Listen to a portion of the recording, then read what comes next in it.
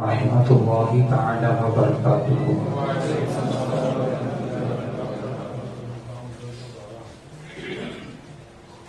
نحمده ونصلي ونسلم على رسوله الكريم، اما بعد فاعوذ بالله من الشيطان الرجيم، بسم الله الرحمن الرحيم۔ ام يحسدون الناس على ما آتاهم الله من فضله، صدق الله العلي العظيم، وبلغنا رسوله النبي الأمين المتين الكريم، ونحن على ذلك لمن الشاهدين والشاكرين، والحمد لله رب العالمين۔ قال الله تبارك وتعالى في شان حبيبه الكريم، إن الله وملائكته يصلون على النبي يا أيها الذين آمنوا صلوا عليه وسلموا تسليما۔ اللهم صل على سيدنا ومولانا محمد وعلى آله وسلم، صلاة وسلام عليك يا رسول الله، پڑھیے الصلاة والسلام عليك يا رسول الله، الصلاة والسلام عليك يا حبيب الله، وعلى آلك وأصحابك يا نور الله۔ نویت سنت الاعتقاء۔ ایک بار اور نبی، آل نبی اور اصحاب نبی پہ جھوم کے درود شریف، سیدنا و مولانا محمد وعلى آلہ واصحابہ وبارک وسلم، صلاۃ و سلام علیک یا رسول اللہ، وعلیک السلام۔ امداد کن، امداد کن، از بند کم آزاد کن، در دین و دنیا شاد کن یا غوث اعظم صغیر۔ اللہ تعالیٰ کی بارگاہ عظمت میں دعا ہے کہ اللہ تعالیٰ ہمیں کہنے سننے سے زیادہ عمل کرنے کی توفیق عطا فرمائے۔ میرے پیارے پیارے اسلامی بھائیوں، میں نے آج آپ حضرات کے سامنے قرآن مجید فرقان حمید کی ایک مختصر سی آیت کریمہ تلاوت کرنے کا شرف حاصل کیا ہے، اور آج کا جو میرا موضوع ہے آپ حضرات کے سامنے بہت ہی اہم موضوع ہے، جو ہمارے معاشرے میں ایک کثیر تعداد میں یہ بیماری پھیلی ہوئی ہے، اور وہ بیماری ایک باطنی بیماری ہے جس کو قرآن و حدیث میں حسد کہا گیا، اور آج اس کی نشاندہی کرنا ہے یہ حسد ہے کیا۔ حسد کی تعریف ہمیں سننی ہے، حسد کی نشاندہی کرنی ہے۔ اگر ہم میں یہ حسد موجود ہے تو ہمیں اس کا علاج خود ہی کرنا ہے۔ حسد پیارے بھائیوں ایک بہت ہی بری بیماری ہے، ایک مہلک بیماری ہے، اور ہمارے معاشرے میں کثیر تعداد میں یہ بیماری پھیلی ہوئی ہے۔ اور حسد جو ہے یہ صرف انسانوں کے درمیان ہی نہیں ہے، صرف دنیا ہی میں حسد نہیں کیا گیا اور یہ بیماری میں لوگ مبتلا نہیں ہوئے، بلکہ آسمان میں جو پہلا گناہ ہوا وہ بھی حسد ہے۔ ابھی آپ سن کے تعجب کریں گے وہ حسد ہے کس نے کیا؟ چلیے قرآن حدیث کی روشنی میں ہم سماعت کرتے ہیں۔ حسد ایک مہلک بیماری ہے، ایک بہت ہی بری بلا ہے، ایک بہت ہی بڑی آفت ہے۔ جس انسان کے اندر حسد پیدا ہو جائے اس کے اعمال برباد ہو جاتے ہیں، اس کی نیکیاں ختم ہو جاتی ہیں۔ میرے پیارے بھائیوں، قرآن و حدیث میں حسد کے متعلق زیادہ تر بتایا گیا ہے اور اس کے بچنے کا حکم بھی دیا گیا ہے۔ اس کے کثیر نقصانات ہیں، یہ بڑی ہی مہلک بیماری ہے۔ جب یہ کسی انسان کے اندر یہ بیماری آ جاتی ہے اور وہ اس کا علاج نہیں کرتا تو وہ اس کی حالت بدلتی ہے، وہ اچھائی سے برائی کی طرف مائل ہو جاتا ہے۔ حسد کی وجہ سے وہ چھوٹے چھوٹے گناہ کرتے کرتے بڑے بڑے گناہ کرنا شروع کر دیتا ہے۔ حسد کی وجہ سے وہ جھوٹ بھی بولے گا، حسد کی وجہ سے وہ غیبت بھی کرے گا، حسد کی وجہ سے وہ چغلخوری بھی کرے گا، حسد کی وجہ سے وہ قتل و غارت بھی کرے گا، یہاں تک کہ وہ دنیا میں بھی رسوا ہو جاتا ہے اور آخرت میں بھی رسوا ہو جائے گا۔ میرے پیارے پیارے بھائیوں کہ حسد ایک بہت ہی مہلک بیماری ہے۔ میں بارہا اس چیز کو دہرا رہا ہوں، اور ہمارے معاشرے میں، ہمارے مسلمانوں کے گھروں میں یہ کثرت سے حسد کی بیماری پائی جاتی ہے۔ اس کا علاج ہمیں خود ہی کرنا ہے اور بہت ہی ضروری ہے اس کا علاج کرنا۔ انسان کے اوصاف میں ایک بہت ہی پیارا وصف ہے، وہ ہے اخلاق۔ اخلاق 4 قسم کے ہوتے ہیں۔ سب سے پہلے تو اخلاق اچھے بھی ہوتے ہیں، اخلاق برے بھی ہوتے ہیں۔ یعنی ہم کسی اچھے انسان کو دیکھ کر کہتے ہیں کہ دیکھو کتنے اچھے اخلاق ہونا ہے، اور کسی شرابی کبابی کو دیکھ کر یا کسی جوا کھیلنے والے کو دیکھ کر کے ہم کہتے ہیں کہ برے اخلاق والا ہے۔ تو ایک اچھے اخلاق والے ہوتے ہیں، ایک برے اخلاق والے ہوتے ہیں۔ تو اچھے اخلاق یا برے اخلاق یہ 2 قسم کے ہیں، ان میں سے 4 قسم کے معاملات اخلاق کے ہوتے ہیں۔ ایک چوپایوں والا اخلاق ہوتا ہے، چوپایوں میں ایک درندوں والا اخلاق ہوتا ہے، ایک شیطانی اخلاق ہوتا ہے، اور ایک فرشتوں والا اخلاق ہوتا ہے۔ اس کا دوسرا معنی آپ دوسرے زبان میں لیجیے گا، ایک کتا پن ہوتا ہے، ایک درندہ پن ہوتا ہے، اور ایک شیطان پن ہوتا ہے، ایک فرشتہ پن ہوتا ہے۔ جب انسان کسی انسان پر بھڑکتا ہے تو اس میں چوپاؤں کے اخلاق آ جاتے ہیں، کیونکہ چوپاؤں کا طریقہ ہوتا ہے کہ وہ جلد غضب ہو جاتے ہیں، اور ایک انسان جس کے اندر درندوں کی صفت آ جائے، مثلا گالی گلوچ، قتل و غارت، مار توڑ، مارنا یا مار ڈالنا، اگر یہ صفت کسی انسان میں آ جائے تو اس کے اندر درندہ پن آ جاتا ہے، وہ درندوں کے اخلاق اس میں آ جائے۔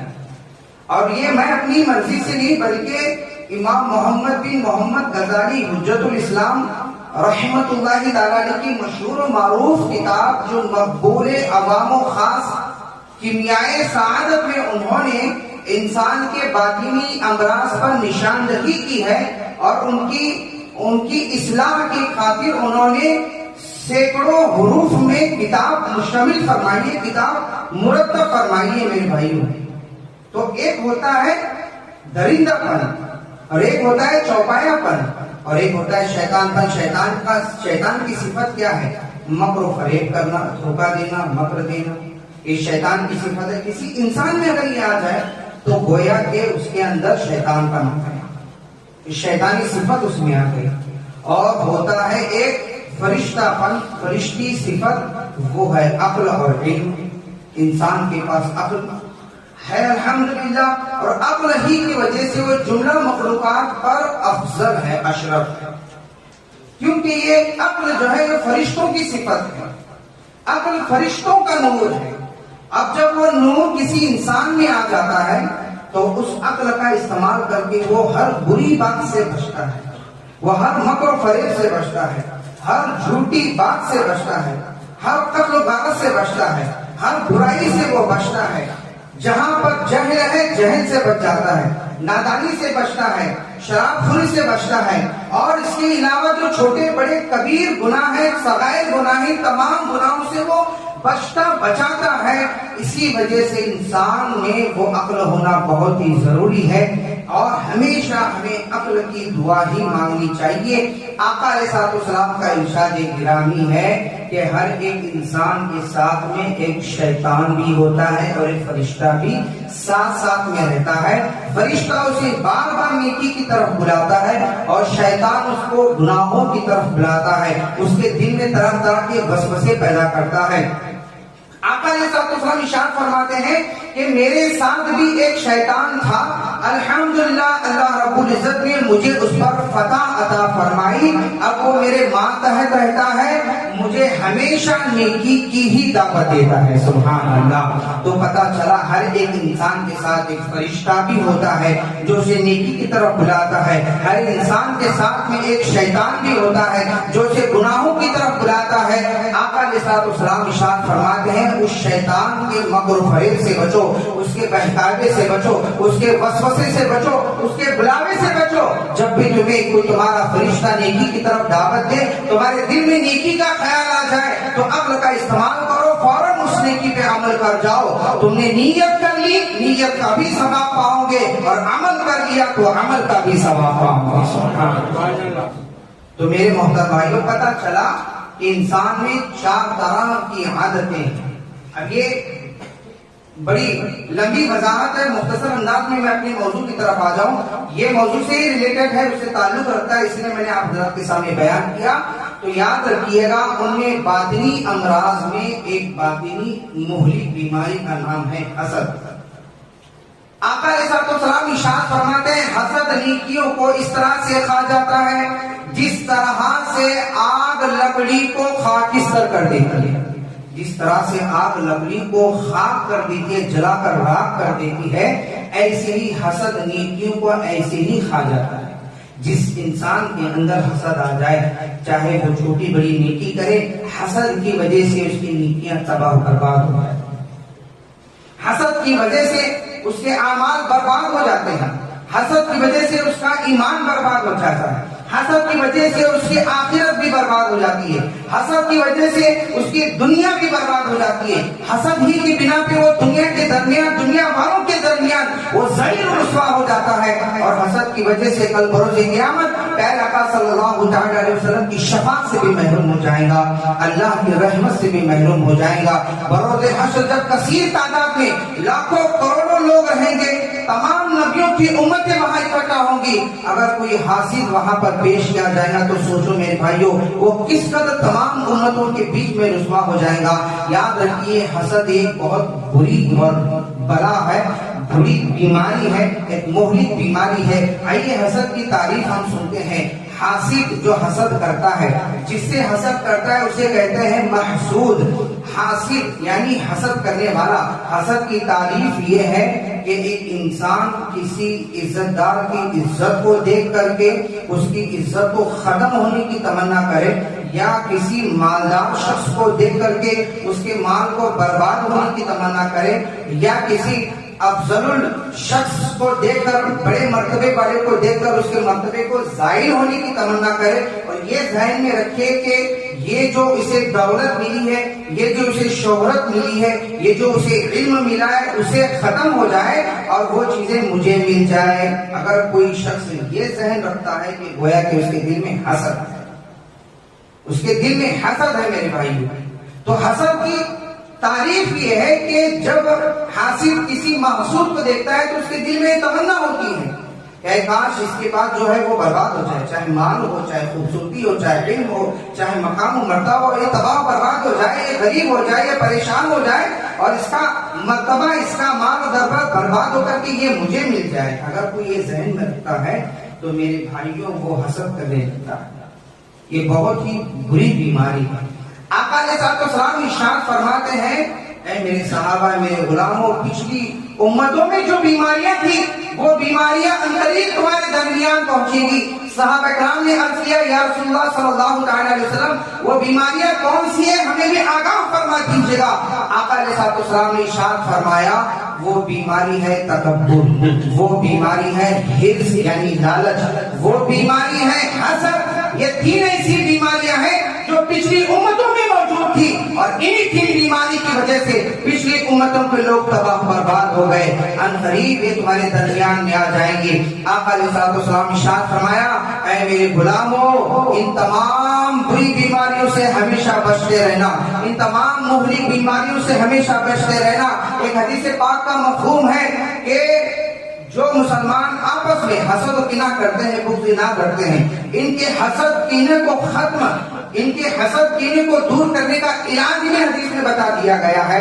مسلمانوں کے درمیان اخوت، مرفت، صلہ رحمی اور محبت، بھائی چارہ جو چیزیں ہیں یہ ختم ہو جاتی ہے صرف حسد کی وجہ سے. تو اسی لیے آقا علیہ السلام نے ارشاد فرمایا اے میرے غلام اور میرے چاہنے والوں، اس بیماری سے اگر تمہیں بچنا ہے، آپس میں ایک دوسرے سے محبت کرنی ہے، تو جب بھی تم چھوٹے کو ملو، جب بھی تم بڑے کو ملو، یا جب بھی تم جو ہے اپنے ماں باپ سے ملو، اپنے بھائی بہن سے ملو، اپنے رشتہ داروں سے ملاقات کرو، یا اپنے استادوں سے ملو، یا اپنے شاگردوں سے ملو، جب بھی تم کسی مسلمان سے ملو تو اسے سلام کیا کرو. سبحان اللہ.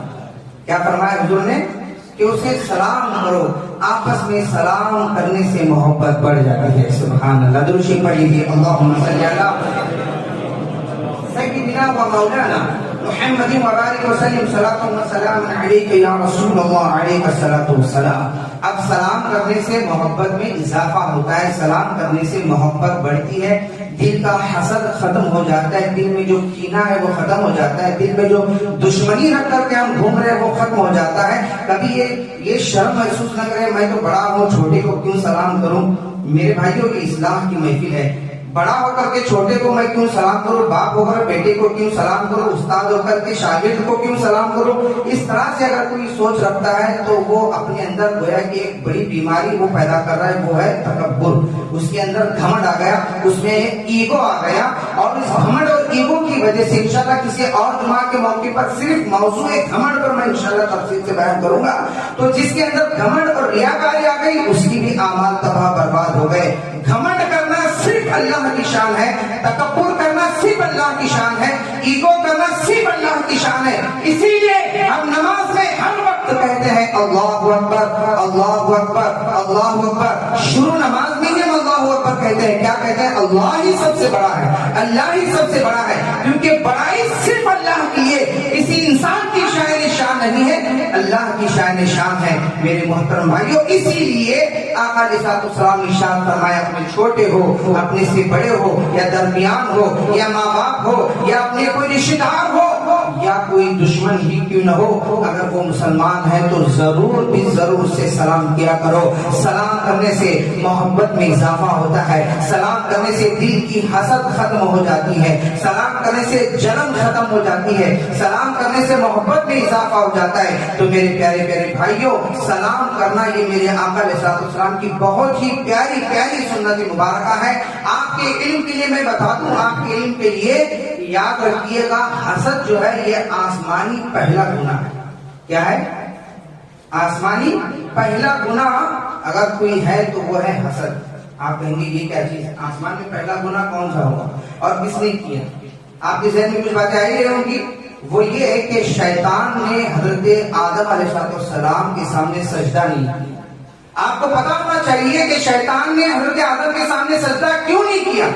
بس ایک وجہ سے کہ اس کے دل میں حسد پیدا ہو گیا.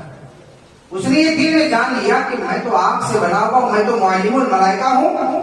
گھمنڈ آ گیا، تکبر آ گیا، میں بڑا ہوں، آدم چھوٹے ہیں، میں آگ سے بنا ہوں، آدم مٹی سے بنے ہوئے ہیں، میں معلم الملائکہ ہوں، فرشتوں کو میں نہیں سکھاتا ہوں، آدم میں نہیں سکھاتا ہوں، آدم تو ابھی پیدا ہوئے، اور میں ایک معلم الملائکہ ہو کر کے آدم جو کہ مٹی سے بنے ہوئے ان کے سامنے سجدہ کروں. یہ حسد اسے مردود کر دیا. اس حسد کی وجہ سے وہ درگاہ الہی ہو گیا، وہ مردود ہو گیا، وہ اللہ کی بارگاہ سے خارج کر دیا گیا. میرے محترم بھائیوں، شیطان نے خود ہی اس بات کا اقرار کیا ہے، میرے دل میں حسد پیدا ہو گیا اور اسی حسد کی وجہ سے پروردگار عالم نے مجھے اپنی بارگاہ سے لعنت کا طور گلے میں ڈال کر پھاڑا. تو حسد ایک بہت بڑی اور بری بیماری ہے. سب سے پہلا آسمانی گناہ حسد ہے جسے شیطان نے حضرت آدم کے سامنے سجدے سے انکار کر دیا حسد کی وجہ سے. تو میرے محترم بھائیوں، حسد سے ہمیں دور دور تک بچنا ہے، دور دور تک بچنا ہے. آپ کے علم کے لیے بتا دوں کہ حضرت نوح علیہ نبینا علیہ السلام جنہیں ثانی آدم کہا جاتا ہے، حضرت نوح علیہ نبینا علیہ السلام جنہیں ثانی آدم کہا جاتا ہے. آپ نے حضرت نوح کا واقعہ بھی سنا ہے کہ حضرت نوح علیہ السلام کے زمانے میں ایک عذاب آیا تھا، وہ پانی کا عذاب تھا. پانی کی شکل میں اللہ کی طرف سے ان نافرمان بندوں پہ عذاب آیا ہوا تھا. تو ان تمام جو ایمان والے بھائی تھے حضرت نوح علیہ السلام نے اپنے ساتھ کشتی میں سوار فرمایا. اب کتب دینی میں آتا ہے کہ جب حضرت نوح علیہ السلام کو اللہ تعالیٰ نے حکم فرمایا اے نوح عذاب پہنچنے والا ہے, تمہارے لیے حکم یہ ہے کہ تم اپنے ساتھ میں جو ہے ہر ایک جنس کے جوڑے کو لے لو, ہر ایک جنس کے جوڑے, جیسے کبوتر ہے کبوتر بھی اٹھا لیا, کبا ہے کبے میں جو مادہ ہے اس کو بھی اٹھا لیا. یعنی آپ سمجھ گئے ہوں گے جیسے مرد اور عورت کا جوڑا ہے ویسی جانوروں میں جو نر اور مادہ کا جوڑا تھا ہر جنس کے جوڑے کو آپ نے کشتی میں سوار فرمایا, کیونکہ پوری دنیا ڈوبنے والی تھی, پوری دنیا تباہ برباد ہونے والی تھی. وہ اللہ کی طرف سے ایک قہر تھا, ایک عذاب, خطرناک عذاب تھا. حضرت نوح علیہ السلام جنہیں ثانیہ آدم کہا جاتا ہے, جنہوں نے 900 سال تک لوگوں کو دین کی دعوت دی, نصیحت فرمائی, لوگوں کو برائی سے بچانے کی ترغیب دی, بچنے کی ترغیب دی, اور آپ نے لوگوں کو برائی کو بچایا بھی, لوگوں کو برائی سے بچایا. میرے محترم بھائیو, حضرت نوح علیہ السلام نے ہر ایک جنس کو اپنی کشتی میں سوار فرمایا. سب جمع ہو گئے تو آخر میں ایک بوڑھا شخص بھی سوار ہوا. وہ بوڑھا شخص کوئی اور نہیں تھا بلکہ شیطان لعین. اب وہ حضرت نوح علیہ السلام نے اسے روکا, کہا کہ بوڑھے تم کون ہو, اے شیخ تم کون ہو؟ تو اس نے کہنے لگا کہ میں بھی سوار ہونا چاہتا ہوں. تمہاری یہاں کیا ضرورت ہے, ہم تو جنس کے ساتھ میں جوڑے کے ساتھ میں لے رہے ہیں. تو اس نے کہا کہ میں کشتی میں صرف اس وجہ سے میں سوار ہونا چاہتا ہوں کہ لوگوں کے دلوں میں وسوسہ ڈالنا چاہتا ہوں. میں لوگوں میں سوار ہوئے لوگوں کے دلوں میں جو ہے وسوسہ ڈالنے کے لیے. حضرت نوح علیہ السلام نے فوراً کہا اے اللہ کے دشمن شیطان مردود, نکل جا میری کشتی سے, باہر ہو جا, تیری یہاں کوئی ضرورت نہیں ہے, تیری وجہ سے تو یہ عذاب آیا ہے, لوگ آج عذاب میں مبتلا ہو رہے ہیں, یہاں سے نکل جا, چلا جا یہاں سے. تو اس نے عرض کیا کہ حضور بالا آپ مجھے اگر سوار کر لیتے ہیں تو میں 5 چیزوں میں سے 3 چیزیں آپ کو بتاؤں گا جو میں کبھی کسی کو بتاتا نہیں. اگر آپ کو معلوم ہو جائے تو آپ اپنی قوم کو بھی بچا سکتے. تو اسی وقت جو ہے اللہ کی طرف سے وحی آئی. اس نے کہا میں 3 چیزوں کا بتاؤں گا لیکن 2 چیزوں کو نہیں بتاؤں گا, وہ 2 چیزیں میں صرف میرے پاس رکھوں گا. حضرت نوح علیہ السلام کو اللہ کی طرف سے وحی آئی اور کہا گیا اے نوح علیہ السلام اس سے کہو وہ 3 چیزیں بتانے کی ضرورت نہیں, جو 2 چیزیں جسے تو بتانا نہیں چاہتا وہی بتائے. اب شیطان سے کہا گیا جو 2 چیزیں تو چھپا رہا ہے وہی ہمیں بتا دے, تب تو کشتی میں سوار ہو سکتا ہے. شیطان نے فوراً کہا اے حضرت نوح علیہ السلام 2 چیزیں وہ ہیں جو میرے مضبوط ہتھیار ہیں, میں ان ہتھیاروں کی وجہ سے کبھی ناکام نہیں ہوتا, کبھی نامراد نہیں ہوتا, کبھی ناراض نہیں ہوتا. میں ان 2 چیزوں کی وجہ سے انسانوں کو تباہی کے دروازے پر لا کر کھڑا کرتا ہوں. وہ 2 چیزوں میں سے ایک چیز حسد ہے. کیا کہا شیطان نے؟ 2 چیزوں میں سے ایک چیز بولیے حسد, اور دوسری چیز ہے لالچ, حرص. حسد اور لالچ اس کی بہت لمبی تفصیل ہے, اس کی کوئی ایک خاص وقت مقرر ہونا چاہیے تبھی ان موضوعات پر بیان ہو سکتا ہے مکمل طریقے سے, جیسے آج حسد پہ بیان ہو رہا ہے.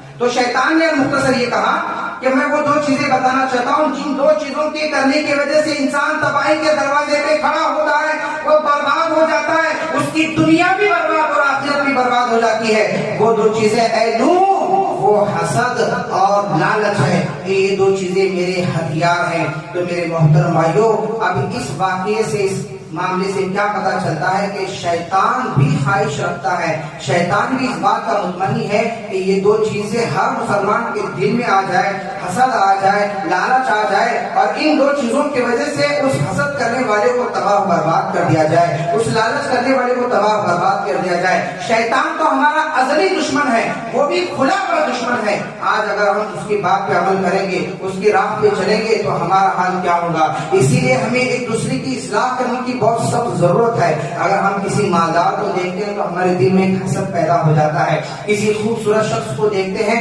یا اس کے دل ہمارے دل میں ایک حسد سا پیدا ہو جاتا ہے, کسی عزت والے شخص کو دیکھتے ہیں تو ہمارے دل میں حسد پیدا ہو جاتا ہے, کسی جو ہے عالی جام مرتبے والے کو دیکھتے ہیں تو ہمارے دل میں حسد پیدا ہو جاتا ہے, کسی علم والے کو دیکھتے ہیں تو حسد, اور کسی پیر کو دیکھتے ہیں تو حسد, کسی چھوٹے کو بڑے کو, یعنی جہاں جو نعمت ہمارے پاس نہیں ہے کسی اور کے پاس جگہ ہم دیکھتے ہیں ہمارا حال یہ ہے کہ ہم اس سے حسد کرنا شروع کر دیتے ہیں، ہم اس سے جلنا شروع کر دیتے ہیں۔ حدیث پاک کا مفہوم ہے کہ حاسد جو حسد کرتا ہے کبھی وہ خوش نہیں رہ سکتا، زندگی بھر وہ حسد کرتا رہے گا، اور خوشی حاصل کرنا چاہے تو کبھی اسے خوشی مل نہیں سکتی، ہمیشہ وہ غم میں مبتلا رہے گا، ہمیشہ وہ فکر میں مبتلا رہے گا، اس کے چہرے پہ سیاہی آئے گی، اس کا دل سخت ہو جائے گا، کوئی نیکی اس پہ اثر نہیں کریں گی، وہ جلن کی بنا پر پوری زندگی غم اور فکر ہی میں گزارے گا، کبھی وہ اس کے چہرے پر خوشی کے آثار نظر نہیں آئیں گے۔ اسی لیے پیارے اسلامی بھائیوں، ایسی بری چیز سے،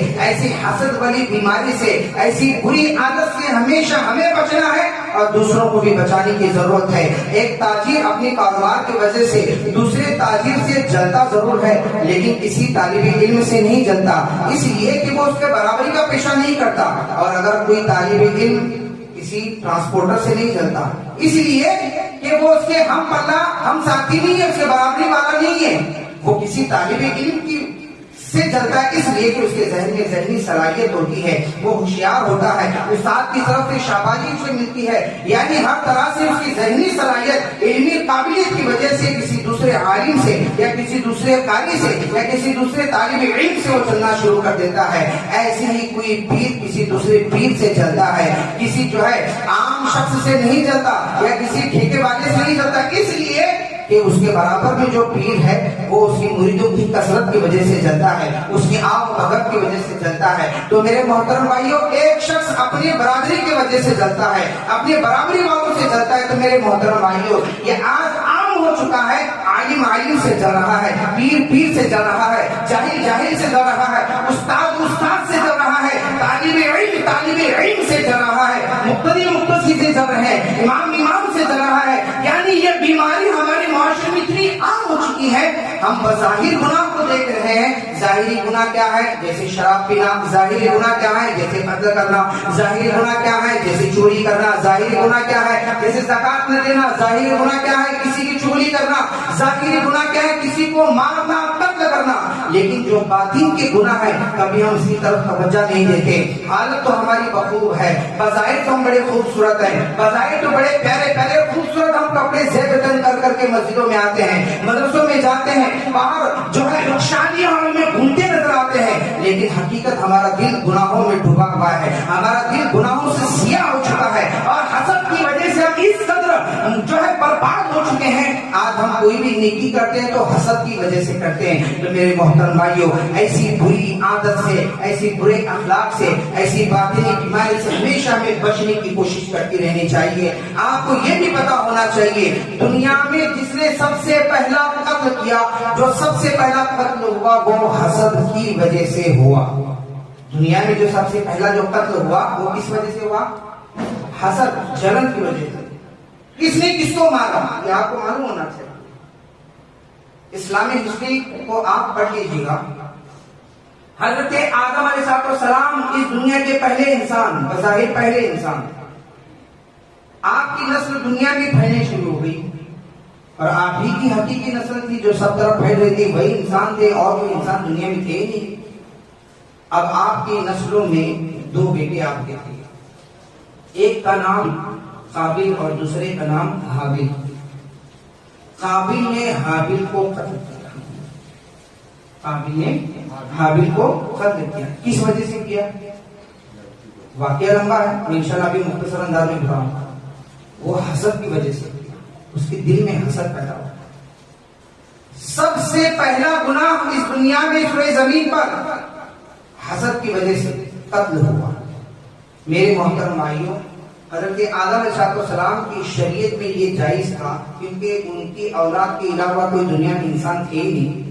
اب نکاح کا سسٹم، نکاح کا طریقہ یہ تھا کہ حضرت حوا رضی اللہ تعالی عنہا کے بطن پاک سے جو پہلے حمل سے لڑکا اور ایک لڑکی پیدا ہوتی ہے، اللہ کے حکم سے پہلے حمل سے ایک لڑکا اور ایک لڑکی، اور دوسرے حمل میں بھی ایک لڑکا اور ایک لڑکی۔ اب ان کے شریعت میں یہ جائز تھا کہ پہلے حمل کا لڑکا دوسرے حمل کے لڑکی سے نکاح کرے گا، وہ سگے بھائی بہن نہیں ہوئے۔ جو ایک ساتھ پیدا ہوئے ہیں ان کے شریعت میں تھا کہ وہ سگے بھائی بہن ہو گئے، دوسرے حمل میں جو بھائی بہن ہو گئے وہ سگے نہیں، اس کا مقام الگ تھا. تو المختصر یہ کہ پہلے حمل کی لڑکی یا لڑکے کا نکاح دوسرے حمل کے لڑکے یا لڑکی سے ہوتا تھا. اب پہلے حمل کی لڑکی لڑکا جو ہے وہ قابل تھا اور دوسرے حمل سے حامل تھا. نکاح طے ہوا. دونوں حمل کی لڑکیوں میں ایک کا نام اقلیمہ تھا, دوسرے کا نام صلی اللہ علیہ محمد صلی اللہ علیہ وسلم عزیلہ یا ایسا کچھ نام تھا. تو بہرکیف یہ دونوں لڑکیاں ایک دوسرے کے ساتھ میں نکاح کرنا مقرر ہوا, یعنی اقلیمہ کا نکاح حابیل کے ساتھ مقرر ہوا اور دوسری کا نکاح قابل کے ساتھ مقرر ہوا. آپ کے علم کے لیے بتا دوں, اقلیمہ جو کہ بہت زیادہ خوبصورت تھی, دوسری جو بیٹی تھی وہ اتنی زیادہ پسندیدہ صورت کی نہیں تھی, جس وجہ سے قابل کے دل میں حسد پیدا ہوا. اس نے کہا کہ مجھے اقلیمہ ہی سے شادی کرنی ہے, چونکہ قابل کے ساتھ اقلیمہ ہی پیدا ہوئی تھی اور ان کے شریعت کے نزدیک وہ دونوں سگے بھائی بہن تھے اور سگے بھائی بہن کا نکاح جائز نہیں تھا. چنانچہ اقلیمہ کا نکاح پہلے دوسرے والے حمل یعنی حابیل سے ساتھ کرایا گیا. یہ جب طے ہو گیا کہ اقلیمہ جو کہ خوبصورت تھی حابیل کے ساتھ طے ہو گئی اور قابل کا نکاح دوسری والی جو ناپسند لڑکی تھی اس کے ساتھ طے ہوا, تو جب قابل کو پتا چلا تو اس نے انکار کر دیا. حضرت آدم علیہ السلام کے سامنے کہا کہ مجھے رشتہ منظور نہیں ہے, میں بالکل بھی جو ہے یہ رشتہ ہونے نہیں دوں گا, بلکہ میرا نکاح اقلیمہ جو کہ خوبصورت ہے اسی سے ہو رہا ہے, جو میرے ساتھ پیدا ہو گئی ہے میں اسی کے ساتھ کروں گا. تو حضرت آدم علیہ السلام نے اسے ارشاد فرمایا, اے نادان, تیری وہ سگی بہن ہے اور سگی بہن کے ساتھ رشتہ جائز نہیں ہے, نکاح جائز نہیں ہے. تو اس نے انکار کرتے ہوئے کہا یہ اللہ کا حکم نہیں ہے, بلکہ آپ اپنی رائے دے رہے ہیں کہ یہ حرام ہے. اللہ کا حکم ہوتا تو بات الگ ہوتی. تو حضرت آدم علیہ السلام نے کہا ہاں یہ اللہ ہی کا حکم ہے, یہ شریعت کا حکم ہے, اگر تجھے منظور نہیں تو ایک ترکیب بنا لو, تم دونوں جو ہے اپنی قربانیاں سامنے رکھ دینا, جس کی بھی قربانی اللہ کے یہاں سے قبول ہو جائے اس کا نکاح اقلیمہ کے ساتھ مقرر ہوگا. پچھلے زمانوں میں کیا ہوتا تھا, جب کسی کی قربانی مقبول ہونی ہوتی تھی تو وہ اپنی کوئی چیز جو ہے پہاڑ پر رکھ دیتا اور دور جا کر کھڑا ہوتا, غیب کی طرف سے ایک آگ آسمان سے نازل ہوتی, جس کی قربانی قبول کرنی ہوتی اس چیز کو وہ جلا کر راکھ کر دیتی تھی. چنانچہ قابل نے جو ہے ایک گندم کا جو ہے ایک تھیلا اٹھایا اور لے جا کر کے جو ہے پہاڑ پر رکھا, اور حابیل نے جو ہے ایک موٹا خوبصورت جانور اللہ کی رضا کے لیے سے ذبح کیا, اس کا گوشت اٹھا کر اس نے بھی پہاڑ پر رکھا اور دور جا کر کھڑے ہو گئے. کتابوں میں آتا ہے کہ غیب سے ایک آگ آسمان سے نمودار ہو گئی اور جو کہ حابیل ہے جو متقی اور پرہیزگار تھا اس کی قربانی کو یعنی اس کی جو قربانی اس کی قبول ہو گئی. کیسے, وہ آگ آئی آسمان سے اور حابیل کے گوشت کو جلا کر راکھ کر دی گئی. اب جب پتا چلا قابل کو کہ حابیل کی قربانی قبول ہو گئی, مارے غضب میں وہ اپنے سگے بھائی سے دشمنی کرنے لگا. اس سے کہا کہ میں تجھے ضرور قتل کر دوں گا, میرے دل میں تیرے لیے حسد پیدا ہو گئی ہے, میں تجھے ضرور مار دوں گا. تم نے جو ہے تیری قربانی قبول ہو گئی ہے. تو حابیل نے کہا میرے پیارے بھائی یہ اللہ کی طرف سے ہوتا ہے, قربانی جو ہے وہ اللہ کی طرف سے قبول ہوتی ہے, اللہ تعالیٰ نیکوں کی قربانی کو قبول کرتا ہے, اس میں میرا تو کوئی گناہ نہیں ہے, مجھے کس چیز پر جن بنا پر جو تم قتل کرنا چاہتے ہو یہ اللہ کی مرضی تھی جو میری قربانی قبول ہو گئی. المختصر یہ میرے بھائی کہ قابل کے دل میں حسد کی آگ بھڑک اٹھی اور وہ مارا مارا گھوم رہا تھا, قتل کی ارادے سے گھوم رہا تھا. اب اسے پتا نہیں تھا قتل کیسے کیا جاتا ہے, مارا کیسے جاتا ہے, معلوم نہیں کسی نے کسی کو قتل نہیں کیا دنیا میں. اب شیطان کو موقع ملا, شیطان اس موقع کو تاڑ کر فوراً ایک انسان کی شکل میں قابل کے سامنے آیا اور ایک پرندے کو ہاتھ میں پکڑ کے اس کا سر پکڑا اور ایک پتھر پر اس کا سر رکھا, دوسرے ہاتھ میں پتھر لے کر کے اس پرندے کے سر کو پھوڑ دیا اس کے سامنے. اب اس کے ذہن میں یہ ترنت ترکیب آ گئی کہ ایک پرندے کو اس طرح سے مارا جاتا ہے تو انسان کو بھی ایسے مارا جاتا ہے. اب فوراً جو ہے وہ گیا حسد کی وجہ سے, دیکھا کہ اپنا بھائی سویا ہوا ہے, حابیل سویا ہوا ہے, ایک بڑا وزنی پتھر لایا اس کے سر پہ دے مارا, فوراً ہی حابیل مر گیا, قتل ہو گیا. اب اس کو ظلمن قتل کر دیا گیا. اب اس بات کے بعد میں وہ بہت زیادہ شرمندہ ہوا.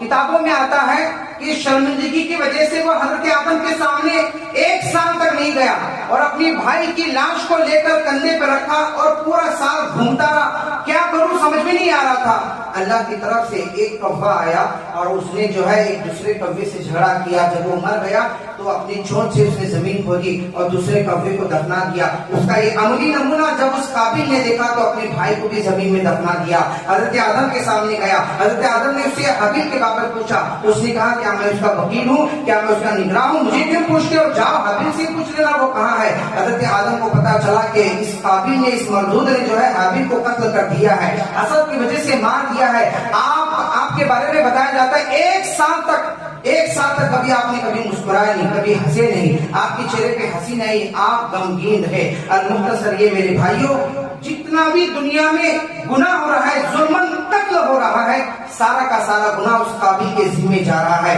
حضرت نوح کے زمانے تک زندہ رہا, کھیل کود میں رہا, لہو و لعب میں رہا, گناہوں میں ملوث رہا, یہاں تک کہ عذاب خداوندی میں مبتلا ہو کر وہ بھی نار جہنم میں مبتلا ہو گیا. میرے بھائیوں, کہنا مجھے یہ ہے کہ آسمان پر پہلا گناہ شیطان نے حسد کی وجہ سے کیا, اور جب دنیا میں کسی نے پہلا گناہ کیا, کسی انسان نے قتل کیا, تو وہ حسد کی وجہ سے کیا. تو پتا چلا کہ حسد بہت بری بیماری ہے, حسد بہت بڑی بلا ہے. اللہ تعالیٰ کی بارگاہ میں دعا ہے پروردگار عالم ہمیں ہر ایک مسلمان کو دوسرے سے جلنے سے بچائے, حسد سے بچائے, جلن سے بچائے, ہر ایک دوسرے کے مرتبے کو بلند ہونے کی دعا کرتے رہے, ہر ایک دوسرے سے محبت کرنے کی توفیق عطا فرمائے. ہمیں آپس میں بھائی چارہ ہمیشہ قائم رکھنے, ایک دوسرے کو سلام کرتے رہنے کی توفیق عطا فرمائے.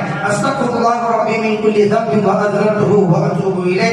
لا الہ الا اللہ محمد رسول اللہ صلی اللہ علیہ وسلم. وما علینا الا البلاغ. السلام علیکم ورحمۃ